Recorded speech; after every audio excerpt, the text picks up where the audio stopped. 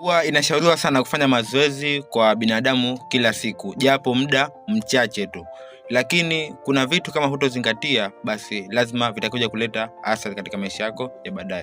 Katika kufanya mazoezi lazima uwe na kiasi cha kufanya mazoezi. Na wewe pia lazima ujiangalie mwili wako upoje. Lazima katika kufanya mazoezi uwe usikilize mwili wako kindani upoje.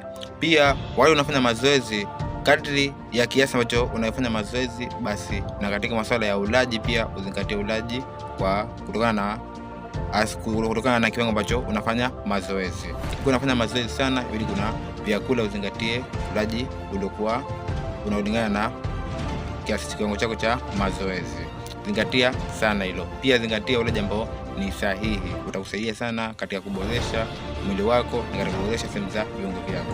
Usahau kulike na kufollow kwa ajili ya kujifunza zaidi, pia kwa ajili ya ushauri na